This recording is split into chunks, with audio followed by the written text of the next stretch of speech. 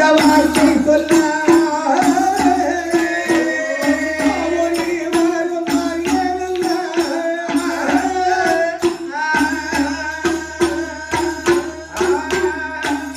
இப்படியாகவே ஆமாம்மா அங்கே சிவபெருமாள் ஸ்ரீராமன் முகம் பார்த்து சொல்கின்றார். என்னவா சொல்கின்றார்? அண்ணா தம்பி, இதோ வாருங்கள், உருண்டை வடிவாக வருவது என்ன தெரியுமா? என்னப்பா? ஒரு அழகிய பந்தானது வருகிறது அண்ணா.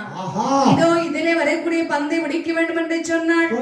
உங்களால் மட்டும் தான் முடியும் அண்ணா, மற்ற ஒருவராலும் முடியாது. அப்ப என்ன முடியும் சொல்றியா? ஆமா, அப்ப நானே பந்தை பிடிக்கிறேன் அப்பா என்று சொல்கின்ற போது லட்சுமபெருமாள் வார்த்தை காதலை கேட்ட ரகுபதராகவன் தன்னுடைய 2 கரங்களையும் ஆகாய மார்க்கமாக நீட்டி வண்ணமாக அமர்ந்திருக்கின்றார்.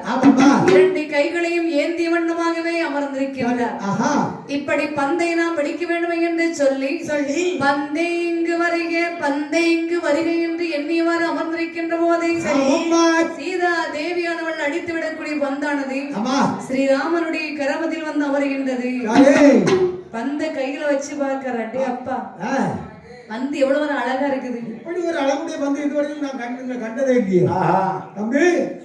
இந்த பந்தை பார்க்கும்போது சரி ஐவரும் பூஜ்ய பந்தாக இருக்கிறது. அதானே இந்த பந்தை நான் நினைக்கிறேன் என்ன ஒரு பெண்ணானவள் தான் அடிச்சிருப்பான்னு நான் நினைக்கிறேன். சரி, பெண்ணானவள் தான் அடிப்பான்னு சொல்றீங்களா? ஆமா தம்பி, நீ மனசுல என்ன தோணுது? அது எப்படி